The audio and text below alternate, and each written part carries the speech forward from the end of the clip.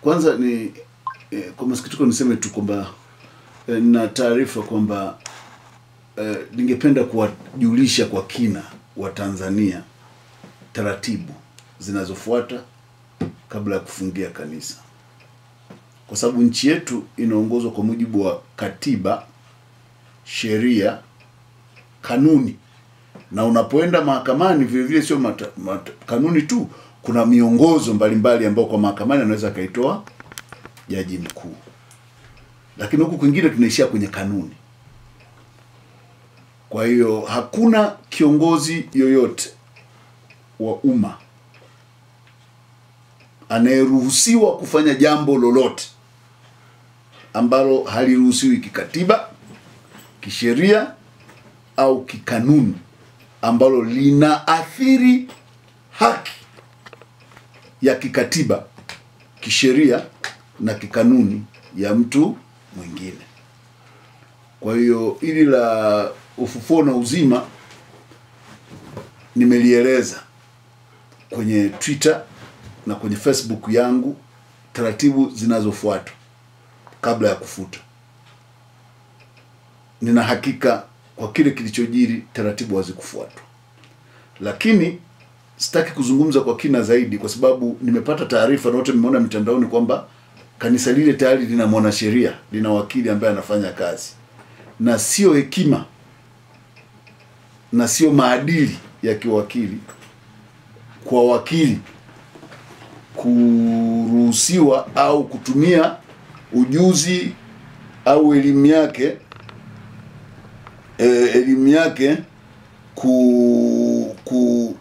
kuingilia swala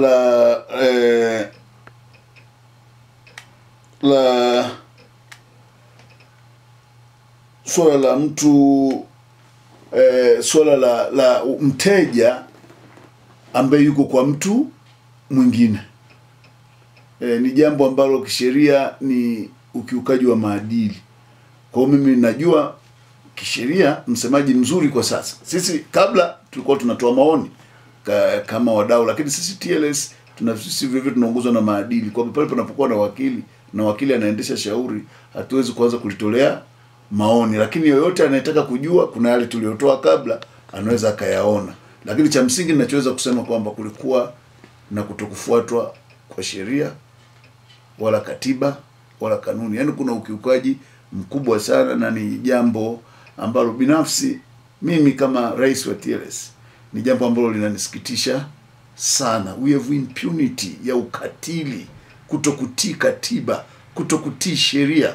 Yaani uhalifu na watu wanaofanya vitendo vya kukiuka sheria wamekuwa na impunity, yani wana ujasiri. Juzi umeona pale mahakamani, yule sio askari, yule ni muhalifu, yule ni jambazi, yule alitakiwa akamatwe. Sitarajii kwamba tunaweza kuwa na polisi katili kama yule mtu niliyemuona pale mahakamani Kisutu. Na ninawaambia wahusika wamfungulie kesi kwa majina yake na wamdai fidia. Yule sio askari. Uwezo ukalipa kodi kwa mtu wa namna ile. Very unprovoked, yani ajawa provoked. Anakuta raia mwema yuko mahakamani, hana hata fimbo, anapiga namna ile kama anaua nyoka mbele ya kamera. Mimi niseme tu kwamba kumekuwa na vitendo vikubwa. Tumeshuhudia vitendo vya hali ya juu sana vya kutokutii sheria, vitendo vya hali ya juu sana vya roho ya kikatili, roho ya mtu mwenye kiu ya damu, kiu ya kula nyama ya mtu. Yaani unamwona mtu tofauti na simba. Simba ana hekima, ukikutana naye polini hawezi kukuvamia tu bila sababu, ana hekima kidogo. Yaani unaona uone ile hekima ya kibinadamu, ya kiutu katika utendaji wa sekta ya umma. Jambo hili ni baya sana. Kuna watu wanachafua kabisa taswira ya utendaji wa sekta yetu ya umma. Tuna tume ya maadili ya umma, tuna tume ya haki za binadamu na utawala bora. Mara zote inasingizia watu hawajaenda. Lile tukio la Kisutu walioni, ina maana wao wanakaa mbinguni au kaburini. Unataka mpaka wapelekewe? Yule ni mkora? Hapana, wao wana mandate ya kwenda kuchunguza. wana mandate, wameshaona, wameshuhudia, kwa nini wasilitolee kauli? Kwa hiyo kuna hili tunajanga ni kama taifa letu limepumbaa, yani tumepigwa na upofu wa ubwege hivi na utaira wa kitaifa, ambayo mambo ya hovyo tu yanafanyika. Nchi yenye rundo la marais wastaafu, rundo la mawaziri wakuu wastaafu, rundo la wazee wastaafu, lakini wanakuja wavuta bangi, wakora, wahuni, wanafanya vitendo vya hovyo hadharani. Nobody rebuke them. Ukifika kwenye mazingira namna hiyo tunaita ni impunity, ni mazingira ya aibu, ni mazingira yenye kutia kinyaa, na ni mazingira yenye kutia kichefuchefu. Kwa hiyo mimi kimsingi nawaambia wadau wote walioathirika, waone mawakili walioko kwenye maeneo yao, wafungue kesi, wadai fidia ya kupigwa, kuumizwa, kudhalilishwa. Lakini ni wahamasishe mawakili wanao hii video. Lile ni eneo la mahakama. Ile ni contemptuous act. Kupiga na kuvamia mtu anaingia mahakamani ni kuendana kinyume. Kama mahakama imeweza kuonya mtu kusema tu no reform, no election, inakuwaje mtu aliyepewa dhamana ya kuhakikisha usalama wa watu wanaoingia mahakamani kuonekana akishambulia na kupiga raia namna ile? Kwa hiyo ni jukumu la mawakili wale kuiaddress mahakama, na tunatarajia wataiaddress. Na kwa sababu kanuni ile iliyotumika kuzungumza no reform no election, itazungumza kutueleza kwamba mahakamani siku hizi tuna Jack Chen, Bruce Lee, Angela Mao wa kupiga watu na kujeruhi watu wanaokwenda kutazama mienendo ya mahakama. Ni jambo baya la aibu, la ovyo. Mimi imenisikitisha, lakini najua kuna mawakili wanajua sheria zinawaambiaje. Ninawaambia wafanye hilo kwa maslahi ya utawala wa sheria. Mambo haya yanayoendelea, baadhi wanasema kwamba ni kutokana na heka kuelekea uchaguzi mkuu 2025 Oktoba. Je, sheria inaruhusu mambo haya kuendelea kwa sababu tu ni masuala ya uchaguzi, labda ni mwaka wa uchaguzi? Ni ushamba, uchawa na ubwege. Kwani ni uchaguzi wa kwanza? Tumefanya uchaguzi wa kwanza wa vyama vingi hapa mwaka 1995. Mrema akiwa kwenye hoti kweli kweli. Kulikuwa na crash tulikuwa tunaziona za kina Maita na Mrema, piga Maita, piga mabomu sana Mrema, Moshi kule wapi. Zilikuwepo hizi kashikashi. Hakukuwa na ukatili wa namna hii. Tumeingia kwenye uchaguzi mwaka 2000. Tumeingia 2005. Tumeingia 2010. Tumefanya uchaguzi 2015. 2020 kukaanza kumea vimelea vya kukosekana kwa utu. Lakini sasa tumeona sio tu kukosekana kwa utu, ni unyama. Yani tofauti ya hayawani yoyote wa mwitu na sisi ni kwamba sisi hatuna mikia na labda sisi tumevaa nguo, lakini sisi hatuna tofauti na fisi, hatuna tofauti na mnyama yoyote katili. Kama unaweza kaniambia kwamba uchaguzi ndio unakwambia uende nyumbani kwa mdudu ukavunje uue, uchaguzi ndio unakwambia watu wakija kwenye kesi ya mtu kutizama tu kesi, mtu ametoka ana passport inasema East Africa, amekuja kwa ajili ya kushuhudia kesi ya ndugu au rafiki yake, unakamata unapiga kikatili mbele ya mawakili. Vimelea sasa vimezaa matunda. Sasa sio vimemea na kumea kwake kuna kwenda kutokeza matokeo, na matokeo haya yanaweza yakawa makubwa yasiyotarajiwa hata kabla ya hiyo Oktoba. Sasa imefika watu wanaenda kunajisi kanisa, na mbwa ananajisi kanisa, haoni aibu. Anakwenda, alichozungumza Gwajima ni kipi cha uongo? Gwajima amesema watu wanatekwa. Ni kweli watu wanatekwa. Vyombo vinavyotakiwa kulinda wananchi havifanyi kazi yake. Havifanyi, viko likizo tu. Kazi inayofanya ni kukamata wale waliotekwa au ndugu waliotekwa wanaolia, kupigwa usilie. Kama alivyofanywa Gwajima, kanisa linaenda kufungiwa kwa mtu kwa kusema utekaji upo. Utekaji haupo. Nataka nikuulize, Yesu alisemaje kuhusu mchungaji mwema? Vyote vimewekwa pamoja. Kwamba kondoo mmoja akipotea na waacha wote kwenda kutafuta mmoja aliyepotea. Gwajima kahubiri injili ya Yesu iliyokamilika. Kanisa lolote lisilokemea utekaji ni matapeli. Kanisa lolote lisilohubiri haki na utawala wa sheria alimjui Mungu. Mungu anasema sheria zake ni za haki na kweli. Mungu ni mwenye haki na kweli. Aliyokihubiri injili Gwajima ndio injili ya Yesu wa Nazareti tunayemfahamu. Injili nyingine yoyote inayoremba watekaji, inayoremba viongozi wazembe wasiowajibika, inayoremba watu wasiokemea dhuluma, ni injili ya shetani iliyojaa uovu ndani yake. Lakini injili ya Yesu ni ile ya Chadema, kulia na wanaolia, kupambana na kutetea maskini, kupiga kelele kwa ajili ya wanaoonewa, kukemea uovu. Ujiulize tu simple, Yesu angekuja leo, angeungana na machawa au angeungana na wanaolia kuhusu kupotea kwa Mdude? Angeungana na machawa au angeungana na wanaolia kuhusu kupotea kwa Soka? Na mtu anayesema umechanganya dini na siasa ni bwege. Dini ni siasa ya kumtafuta Mungu. Hakuna mstari wowote unaotenganisha dini na siasa, kwa sababu dini ni maadili.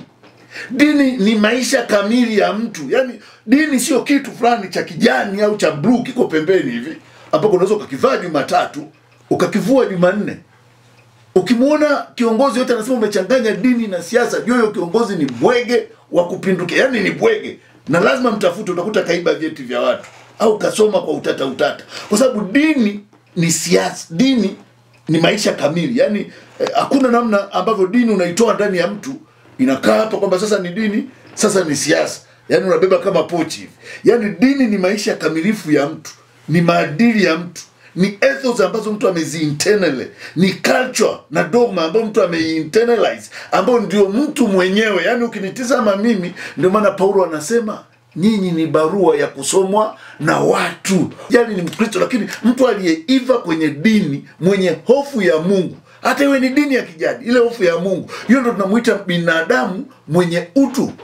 Unajua dini ni about utu, ethos, yani ile humanity, integrity, accountability, love, compassion. Ile ndio dini. Sasa mtu anakuambia usichanganye dini na siasa, huyo bwege wa kiasi gani? Mwambie siasa ni nini? Siasa ni tafsiri ya maisha ya huyu mtu sasa ambaye ni wa dini, huyu mwenye ethos, kuweza kuzikabili na kuzitatua changamoto zake za hapa duniani. Maji, makanisa hayatengeneze hospitali. Hospitali ni siasa, ni dini? Ni siasa. Makanisa hayatengenezi shule. Makanisa hayatoi misaada kwenye njaa. Makanisa hayaleti miradi ya ufugaji na kuwezesha wananchi. Hayatoi mikopo. Hayalei yatima na kuwapa misaada ya kibinadamu. Huo sio mchanganyi. Hiyo ndio inaokuonyesha kwamba uwezo ukavitenganisha hivi vitu, kwa sababu it's a myth. Ni sasa mtu kusema kwamba mimi hii miguu ni yangu lakini mikono sio yangu. It's just mtu atakuwa tu ni bwege tu, ni mtu usiyejitambua. Kwa hiyo dini ni maisha kamili ya mtu kimaadili na namna jitihada zake katika kumtafuta Mungu, wakati siasa ni maisha kamili ya mtu kwa namna ya kutatua na kuzikabili changamoto za kimazingira, kiuchumi, kijamii zinazomzunguka katika maisha yake ya kidunia, ya kibinadamu. Kwa as long mtu yuko kwenye mwili, huwezi ukamtenga na siasa mpaka anapotoka kwenye mwili kuwa kwenye ulimwengu wa roho. Huko ndiko anakokaa mbali na siasa. Ndio maana hata Yesu alisema tutahitaji kupata 100 za duniani na 100 za mbinguni. Kwa hiyo hakuna huo. Ukisikiza mtu anasema kwamba huyu kachanganya dini na siasa, jua ni wale watu. Unajua watu unapochuja chai kuna majani yanapenya. Ni wale watu walipenya kwenye mifumo yetu ya maadili, wakapenya kwenye mifumo yetu ya elimu, kwa bahati mbaya wamedondokea, sasa hizi ndio wanafanya maamuzi. Lakini ukimsikiliza mpuuze, kwa sababu yeye ndio mwenyekiti wa mabwege. Yaani ni mtu ambaye huwezi hata ukaargue naye. Mtu akishakwambia tu usichanganye dini na siasa, usiargue naye tena. Yaani don't argue with him, ignore him. So, wakili, kwa ushauri tu, nafahamu kesi yuko na wakili mwingine kwenye hili la kama haya ambayo umezungumza. Ndivyo Gwajima hana shida, hakuwa na kosa. Nini ambacho kiko nyuma ya pazia, pengine tudhani ama tufikiri kwamba kimempa nguvu msajili wa asasi za kidini kupeleka barua kusitisha usajili wa kanisa la Ufufuo na Uzima?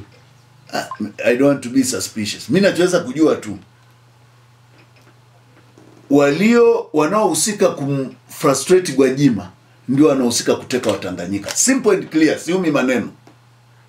Yoyote anayezuia watu wasipige kelele kuhusu matendo ya utekaji na upotezaji wa watu ndiye muhusika mkuu. Na ni wakati sasa wa Watanzania kuacha unafiki. Wewe ujiulize. Wewe leo nikikuuliza, wewe mwandishi wa habari, kwa ile kilitokea kwa Gwajima anakemea watu wasitekwe, anaenda kuzuia, wewe unafikiri mtekaji ni nani? Nijibu, usifikiri hapa tutaki kupiga ramli nani ni mtekaji. Yule anayezuia. Tusinyamaze, tusikeze. Wewe mwahi kuona polisi wamekuletea hata mtekaji mmoja? Lakini wanakimbizana tu na watekaji, wanakimbizana na kina Mdude bila makosa. Mtoto wa watu maskini hana shida, hadaiwi na mtu, hajaiba cha mtu, hajadhulumu mtu. Watu wanakwenda kupiga Mdude, wanamwaga damu chini namna ile. Kwa makosa gani? Ndio maana tumesema mimi Mdude ni rafiki yangu, sio Mtanzania tu. Namna pekee itakayonizuia mimi kudai haki yake ni mimi kutokuwa hai. Nilisema swala la Mdude litaenda mbali mno na litafichua wote wanaohusika na uovu huu. Tutaliendesha ndani ya nchi na nje ya nchi kisheria. Tuko tunamaliza ukamilishaji wa nyaraka zetu kwa ajili ya kuanza taratibu za ndani. Yaani hili swala hatutalikalia kimya kabisa. Kwa hiyo tunapozungumza lile la Gwajima, mimi tusiniulize nani yuko nyuma ya ile. Simple, ni watekaji au mnufaika wa utekaji. Simple. Kama sio mtekaji, ni mnufaika wa mtekaji. Kwa sababu kama nakimbiza jambazi, wewe unanizuia nisikimbize jambazi. Aidha wewe ni jambazi au mnufaika wa ujambazi wa yule jambazi. Simple and clear, period. Hakuna kuyumbisha maneno hapa. Sisi sio ng'ombe wao, sisi sio ng'ombe wa mtu. Sisi ni watu wenye utashi. Tutumie utashi wetu makini. Wakati mnaandaa majarada hayo ama sheria hizo kwenda kupeleka nje ya nchi na ndani ya nchi, mnamshtaki nani? Kwa sababu kuna watu ambao hawajulikani. Hiyo sisemi bwana. Nani alikwambia watu hawajulikani bwana? Watu watajulikana. Ni jina jipya sasa. Kwa Mdude wametajwa majina watu. Umeona kuna mtu amekamatwa? Walisema kuna tume imeundwa kuja. Wewe tume imeundwa wapi? Tume inatumwa kunyamazisha watu. Nani alikwambia tume imeundwa? Tume imefanya nini siku zote? Ili swala la Mdude ni siku la kutafuta siku 3. Unachunguza swala la Mdude siku 3. Si ni upuzi tu. Jeshi la polisi lilikataza kusema maneno haya. Nani alisema? Waambie mimi nimesema. Usiniletee ujinga. Mdude ni rafiki yangu. Siwezi kupangiwa na polisi mimi kusema. Uogopi? Siogopi mtu. Tunataka uhai wa Mdude. Tunataka Mdude akiwa mzima. Hakuna kenge au mpuzi yoyote atakayemruhusu kutuchezea katika uhai wetu. Mtu anapotea makusudi. Leo mtu ananiuliza swala la Mdude ni ghafla. Mdude yeye amjui anayemtekaga Mdude siku zote. Wamemteka mara ngapi? Mara ya mwisho si walimtupa wakijua wamemuua. Haya, ingekuwa ni Boni au ni Mwabukusi amefanya hivyo, si wangesema tunamsuspect ni Mwabukusi. Wewe hakuna mtu anayejisheki kuhusu dhama la Mdude. Kwani mtukio tofauti na serikali unapoteza thamani yako ya utu. Wewe hiyo tume imekwambia leo imefanya nini? Wewe Mdude katekwa huko, familia yake imeambiwa amefanya nini? Rafiki zake tumeambiwa tu hao umefikia wapi? Kwani wewe Mdude ni watume? Ndio nataka nikwambie kwamba this is very serious bro. We are not going to mince up. Wala nilisikia hata kuna mabwege walikuwa wanasema, "Shit tunakutisha." Hakuna bwege atanitisha mimi hapa Mbeya. Ndampena mzee. Mimi siwezi kutishwa na bwege yoyote. Ndio maana nimerudi, nitapambana kuhusu haki ya Mdude na nitapambana kukabiliana na yoyote yule atakaye kuja. Hatuwezi kuwa silenced kwenye masuala ya namna hii. Ni jambo ambalo halivumiliki. Kwa hiyo mimi niseme tu wazi kabisa kwamba ili jambo wala atuulizi wala mimi nataka kusema wote wanaokuamisha jitihada hizi ndio watekaji wenyewe. Kama sio wao watuambie kwa nini wanakuazika na Gwajima kukemea. Kwa nini wanakuazika na Gwajima kukemea? Mtu aliyehusika kabisa ametambuliwa, aliyehusika na dhama la Mdude. Wewe umesikia ameguswa? Kila mtu anazunguka pembeni, anasema mimi sizunguki pembeni, na buruta watu mahakamani. Na watatuambia. tutawahoji na watatuambia, watatujibu majibu tunayotaka, ndio majawabu tunayotaka. Tukiyakosa hapa ndani tutakwenda nje, na watu wasianze kusema sisi sio wazalendo, kwa sababu kuna viashiria vya mauaji ya kimbari katika nchi hii. Kuna viashiria vya kimbari. Kwa hiyo sisi tunapoa move wao wachukue hatua, waendelee kupuuza. Tukishaanza kuchukua hatua za wasije wakasema sisi sio wazalendo, kwa sababu sisi yetu sio mbaya. Sisi yetu ni usalama. Mtu akikosea, kama Mwabukusi amekosea, mkamate, mcharge kwa mujibu wa sheria, au hukumiwe na mahakama. Si ndio mahakama tulizo nazo?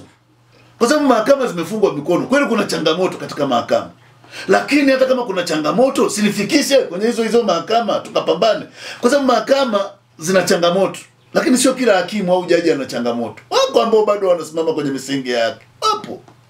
Wapo. Una imani na nani? Una imani na mimi nataka kusema unajua, mimi nataka kusema kwamba ukicheki mfumo wetu bado unatoa fursa kuwa na mahakimu na majaji waadilifu. Bado wapo.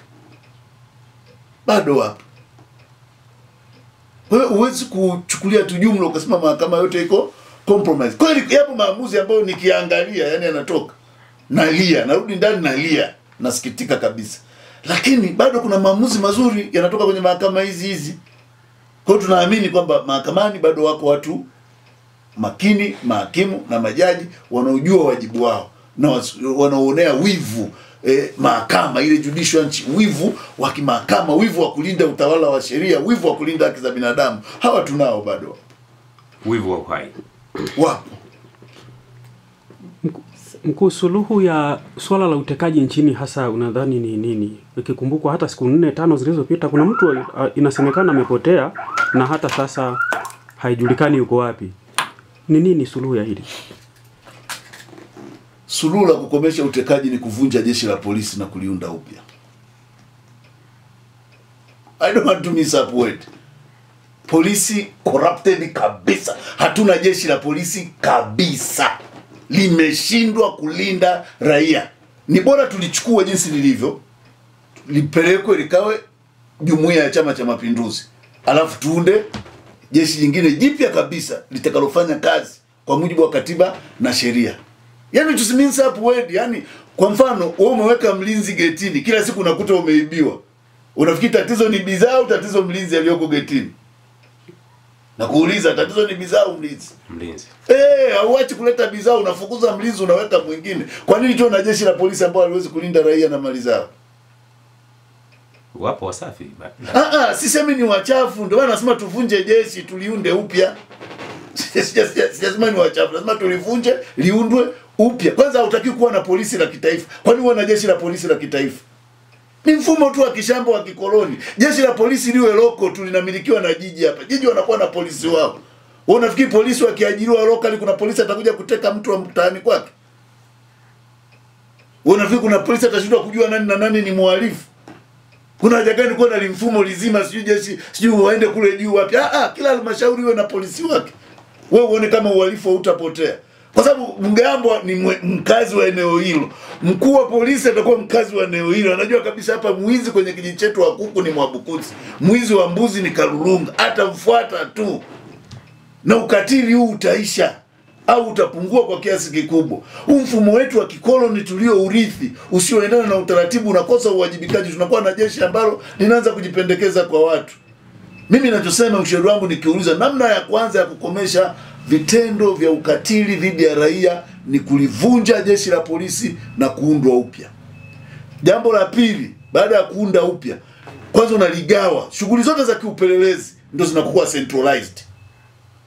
Lakini shughuli zote za kamata, sijui mkutano, sijui simamia, linda benki, linda kusanya, halmashauri zote ziajiri mapolisi wao wenyewe, zinakuwa na OCD wake huko. Basi shughuli unazozinyofua kule polisi ni za kiupelelezi tu, ambayo inaweka inakuwa central intelligence ya nchi. Weka watu waadilifu. Nani atabumba makesi ya kubambikiza watu? Kwa sababu itakuwa mna direct connection na wapi. Alafu kitu cha pili, weka taasisi nyingine huru ya kusimamia utendaji wa mahakama, jeshi, bunge na serikali.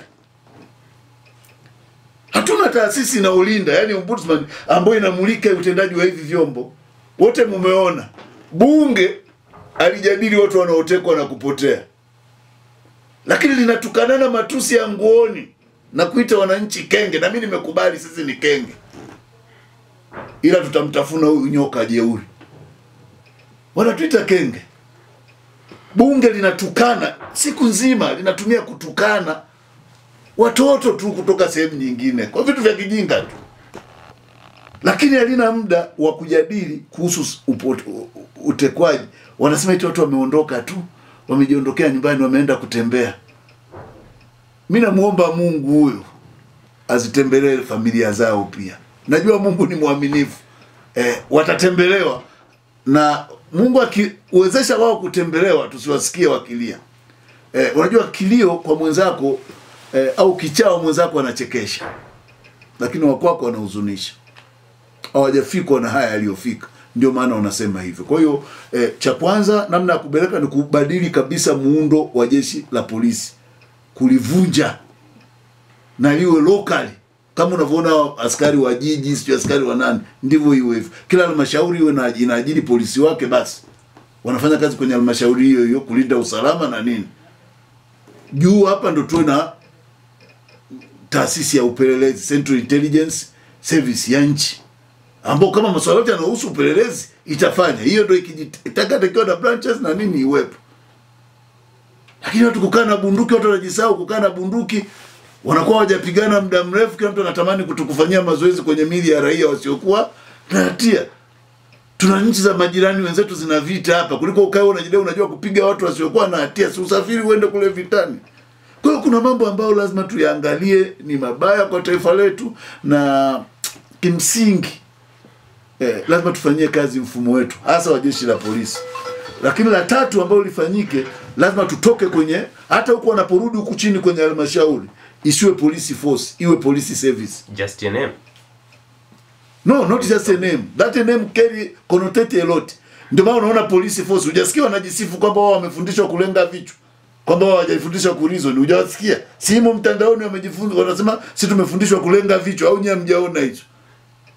Sasa mtu anajisifu kwamba ameenda kulonga kichwa, hajajifunza ku reason. What kind of a thing? Statement gani hili? Kwa hiyo kikubwa tunachotaka ni kwamba iwe police service. Kwa nini tunataka service? Kwanza wabadili mitaala. Yaani kazi ya polisi iwe ni ile huduma kwa jamii, huduma za kiusalama, huduma za kiulinzi, huduma mtambuka, zile ndogo ndogo, tu domestic violence, tu vitu gani ku address, kuvitatua, kufanya nini. Yaani polisi inatakiwa kama ustawi wa jamii hivi. That's how we want to see. Lakini kuwe na program nzuri ya kuaddress, kuna namna gani. Hata mfumo wetu wa jinai ni mfumo ambao uko paralyzed, umekaa kivisasi. Leo hii hajatunga sheria kwamba mtu asifikishwe mahakamani kabla upelelezi haujakamilika. Si tumetunga hiyo sheria? Inafuatwa? Inafuatwa? Haifuatwi. Kwa sababu we are in a militarized military, yani state, yani katika mind zetu tumeamini zaidi katika bunduki, mabomu, risasi na mateso. Kuna watu wanasisimka akiona machozi ya binadamu mwenzake, damu ya binadamu mwenzake, maiti ya binadamu mwenzake. Hiyo ndio anasisimka kuona amefanya kazi, anaburudika, nafikiri ndio ametekeleza. Yani haamini kwamba ninaweza nikakuengage wewe peacefully katika kutatua na kupata mwafaka wa changamoto mbalimbali tunazokutana nazo za moja kwa moja au za kijamii. Kuna mtu anaamini katika bunduki, risasi, mabomu, kuteka, kuua, kukata watu mikono, kupoteza watu, kufanya nini. Sasa hiyo yote michakato inatokana na mentality yetu tunaokuwa kwenye vyombo hivi. Wewe ni imagine yule polisi, yule unayemwona Kisutu, yule hata kazi ya kuchunga ng'ombe mimi simpi, maana ng'ombe watakuja na maziwa. Yaani kama hata unafanya interview ya wachunga ng'ombe simpi. Mtu kama wewe unataka unamtenga na jamii, hata dukani kwako asifike, hata dukani nyumbani kwake usifike, kwa sababu yule sio mtu ambaye anaweza akahamasika kusikia hamu ya kushambulia mwili wa binadamu mwingine asiyekuwa na jambo lolote na yeye. Sio kwa sababu ya kujitetea, sio kwa sababu amechokozwa, ni kwa sababu tu mwingine ni maskini tu, hajui utaratibu tu, hajui haki zake tu, kaja pale mahakamani tu ili aweze kuona kiongozi wake aliyeletwa pale kinyume cha sheria tu kwenye kesi inayoendeshwa pale kwa mashtaka aliyoletwa kinyume cha sheria tulizojitungia. Amekuja kushangaa, anatokeza kule mtu anapiga tu na lina manyoka. Angekuwa ni kuruta, yani najua hapa ametoka leo chuoni ningeelewa. Kwa hiyo mimi niseme ukweli kwamba lazima tufumue ili jeshi. Ili jeshi linatakiwa kufumuliwa na kuanza upya. Yaani kimsingi mfumo wetu wa jinai umekrambo. Katika taifa hili hatuna mfumo wa jinai, hauwezi kutenda haki. Watetezi kwamba mimi ninachofikiri kingine kikubwa kinachochangia ni kukosekana uwajibikaji hasa upande wa Tanganyika. Watanganyika wanahitaji serikali yao, bunge lao, taifa lao. Kama Zanzibar, katiba ya Zanzibar ya mwaka 2010 imeshaanzisha taifa la Zanzibar. Kwa sababu Zanzibar imeshaanza ni taifa, nao Watanganyika wawe na taifa lao. Saizi hata bungeni hamna wa kusemea, usirukona wanaotukana na kuchochea wanatoka Zanzibar. Kwa sababu wanaona Watanzania ni kama nguruwe tu. Ana uchungu wowote na kitu kinachotokea katika maisha. Anahamasisha watu wauawe kwa sababu kwanza sio hana vinasaba vya wazi vya moja kwa moja. Na niseme wazi hili, sipepesi macho. Mimi ni muumini wa uwepo wa Tanganyika. Ili tuwe na usawa katika kulinda maslahi ya rasilimali zetu na watu wetu, lazima kuwe na Tanganyika. Wewe kateke Zanzibar, unafikiri baraza la wawakilishi litakuacha? Ni kama dhambi kuzungumza masuala haya. No. Fuatilia taarifa Kisanga, Nyalali Commission ya Warioba ikaje ikapiga msumari kabisa serikali ya Tanganyika. Utakuwaje haramu? Kama ni haramu, wamekamata wangapi Zanzibar baada ya kuanzisha taifa la Zanzibar? Unanielewa? Ndio ubwege nao sema. Yani muulize mtu kama unachukizwa. Mimi natamka tu kuwepo kwa Tanganyika. Marekebisho ya Zanzibar ya mwaka 2010 yameanzisha taifa la Zanzibar lenye kila kitu. Ndio maana unakuja bungeni unamchukua mtu huko ajue hata uchungu wa mdude, kwa sababu yeye kwa mentality yake Zanzibar ni nchi ya nje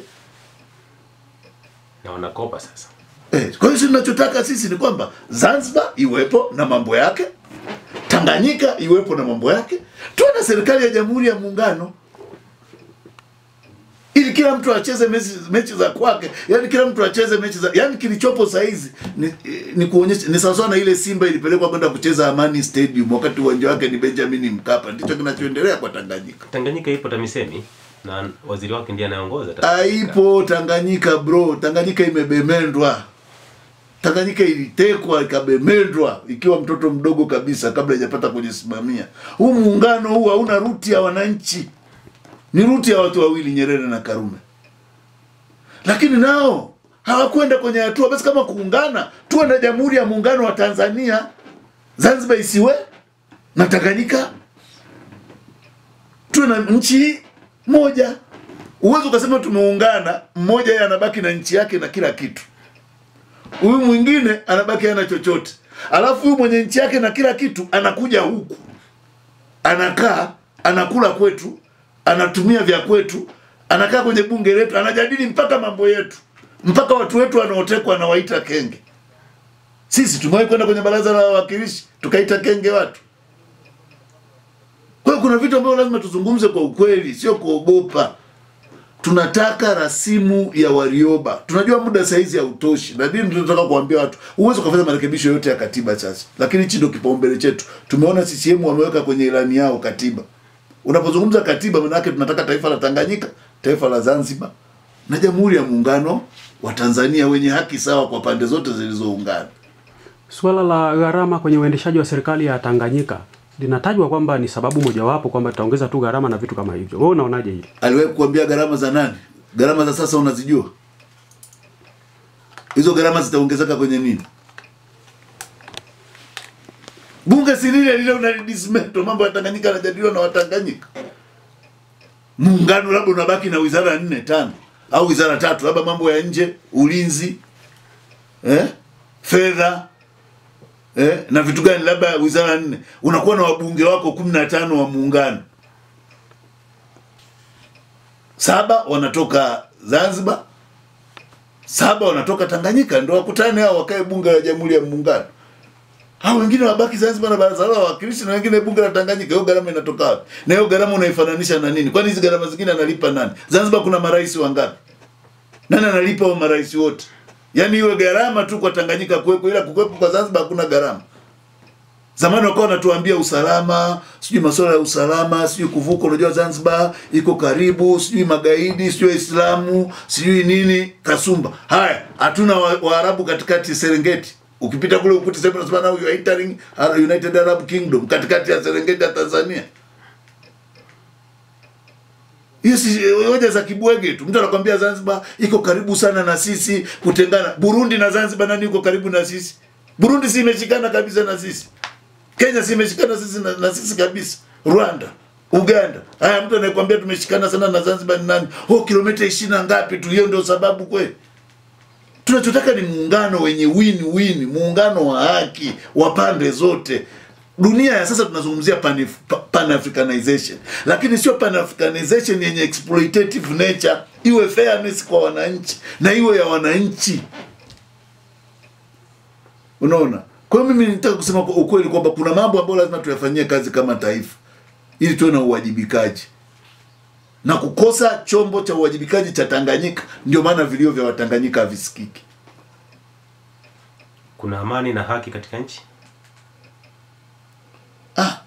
Ili ni kujibu hilo swali, kamuulize mke wa Mdude, kamuulize Tundu Lissu, kamuulize mzazi au bibi wa Soka, kamuulize wazazi wa Ben Sanane, kawaulize ndugu wa Simon Kanguye na wengine kama hao. Mimi ukiniuliza ni sasa unaniuliza msiba mtu aliyoko harusini. Ili ujue kuna amani na haki, nimekutajia hao watu wachache, kawauliza, nadhani watakujibu hilo swali kwa ufasaha zaidi. TLS sio chama cha siasa. Mimi TLS siwezi kuungana na kitu kinachosema no reform no election. Kwa sababu mimi ni wa wote. Mimi ni wa CCM, mimi ni wa Chadema, mimi ni wa Chauma. Ila principle kuna watu ambao mimi nikijuaga wababaishaji ndio nasemaga kabisa. Kuna wababaishaji 14 mimi nasemaga kabisa. Mimi binafsi atuelewe, lakini kwa wale serious ambao ni contestant, TLS ni wa wote. Na TLS haiwezi kutoa msimamo wa no reform no election. Tukishafanya hivyo, maana tunaongoza mgawanyo katika taifa. Sisi TLS wajibu wetu mkubwa ni kuona wadau wote wanakaa mezani. Tumeshakamilisha huo uchambuzi. Tunakimbizana sasa, ndani ya siku 2-3 hizi tutalieleza taifa ni nini kinafanyika, kwa sababu si lengo letu uchaguzi ufanyike kwa amani. Hatuwezi kuwa na uchaguzi ambao ni msafi, yani umenyooka 100%. Hamna. Hata wanafunzi wa Yesu nakumbuka walipiga kura pale wakachagua, lakini bado malalamiko yakawepo. Si nini na nini, malalamiko hayakosekani. Lakini tunataka angalau kuwe na potentially fair election. Yani uchaguzi ambao mtu akiuona hatua zake za kimchakato na hatua zake za majumuisho ziwe fair. Hilo ndio tunalo litaka kusudi letu kama TLS. TLS kusudi letu sio kufungamana kusema uchaguzi ufanyike tu au no reform no election. Hiyo itakuwa TLS, hiyo itakuwa kikundi ya wavuta banki. Sisi TLS ni kumuelewa huyu anasema no reform no election kwa nini, huyu anasema uchaguzi ufanyike tu kwa nini, lakini tutafute sasa majawabu. Sehemu gani hawa tukiwakutanisha na tukikaa pamoja kama watu wenye akili timamu, tunaweza tukatoka na jambo ambalo baadaye tukawa wananchi, tukawafanya wananchi wapige kura. Tusiwatafutie stress. Watanganyika wamepigwa kiasi cha kutosha kiuchumi, kijamii. Tusiendelee kuwapa stress. Tuache kama ni zoezi la uchaguzi, basi waingie kwenye zoezi la uchaguzi bila kutekwa, bila kupigwa, bila kufanya nini. Kwa hiyo nia yetu ya TLS ni kuona namna bora ya chaguzi hizi kufanyika. Kwa sababu uchaguzi kufanyika ni takwa la kisheria, ni takwa la kikatiba. Unaona? Kwa hiyo tusizoee tu kuahirisha, kufikiri for conveniences. Kwa hiyo ni swala kila mmoja kuacha zile umimi, yani nimesema msimamo wangu si yumbi na huyu anasema mimi si yumbi. Wewe uyumbi nani bwana? Nchi ya wote, tukae pamoja tuzungumze. Lazima tukae pamoja tuheshimiane, kwa sababu hatuwezi kuingia kwenye mfumo kama huu tukafikiri tunaingia kujenga nchi kila mmoja akiwa na position yake. Tutaharibu taifa. Kuna wakati you must lose little, you must lose little. tukutane katikati, tuone namna gani ya kufanya, tufanye uchaguzi na tuendelee kufanya maboresho sasa makubwa. Kama TS tulivyosema, kuna tumechanganua kikatiba, tumechanganua kisheria, tumechanganua kikanuni. Kwa hiyo yale ya kikanuni yapo ambayo tunayaona hayahitaji budget, yanaweza yakafanyika. Hata ingekuwa imebaki siku 2 uchaguzi kufanyika, yanaweza yakafanyika na uchaguzi ukawa wa haki. Yale ndio tunaosema yafanyike. Yale ambayo tunaona muda hautoshi, kwa nini tulazimishe bito kuvuta treni? Yani kitu ambacho tunajua kabisa. Kwa hiyo tuangalie, tukubaliane. Kwa hiyo nia yetu ya msingi ni kuona kwamba tunaweka taratibu na tunakuja mahali ambapo kama uchaguzi unafanyika, ufanyike kwa haki, pande zote zikiwa na uhakika kwamba sanduku la kura ndio litakalo ongea. Hiyo ndio malengo makubwa ya TLS, sio jambo lingine lolote. Na wale viongozi wa dini ambao wanatetea uhai wa binadamu na haya yanayotokea, waache ama waendelee? Mimi niwaambie tu viongozi wa dini wanaotetea haki za binadamu wajifunze kwa Yesu. Yesu alitutetea mpaka kufa. Yesu hakuwa na dhambi. Yesu hakuiba. Yesu alitetea. Na watu wanafikiri Yesu alikuja tu kuambia watu waende mbinguni. Kwani alivyomuokoa yule kahaba aliyetaka kupigwa mawe, ilikuwa ni right judicial. Yaani yule kahaba Yesu alivyomtetea ndio kama ile iliyotokea kwa Gwajima. Ndio maana Yesu aliuliza asiyetenda dhambi wa kwanza kupiga jiwe. Alikuwepo alipiga jiwe? Hamna. Yesu alikuwa mtu wa watu. Alifika sehemu akawauliza wanafunzi wake, mna nini? Mikate 2, samaki 2 na mikate 5. Watu wana njaa hawa wale. Kwa hiyo Yesu alikuwa anashughulika na miili na maisha yetu. Dhehebu lolote ambalo alishughuliki na miili na maisha ya watu ni kusanyiko la matapeli na alimjui Yesu. Kwa hiyo mimi ninachoamini kwamba viongozi wa dini kwa Wakristo lazima wapende watu. Lakini naamini vile vile hata kwa mafundisho ya Mtume Muhammad sallallahu alaihi wasallam, sijasoma sana Qur'an, lakini nimesoma shule za Kiislamu vile. Naelewa misingi yao katika kuhubiri haki. Kwa hiyo hakuna kiongozi wa dini au wa kiroho anayetakiwa kuionea haya haki. Kwa Wakristo Paulo alisema sionei haya Injili, kwa maana ni uwezo wa Mungu uletao wokovu. Kwa hiyo Injili ni package, full package, yani imekamilika. Injili na unapata ule ukombozi ni wa kifikra, wa kimaendeleo, wa kiuchumi. It's a full package. Kwa hiyo kikubwa kwa viongozi wa dini wasionee haya kuhubiri kweli ya Mungu, kwa sababu ndio wajibu wao wa msingi wa kuwepo. Mungu hujidhihirisha katika haki na si vinginevyo. Mungu wetu ni mwenye haki. Mungu wetu ni mwenye haki. Amina.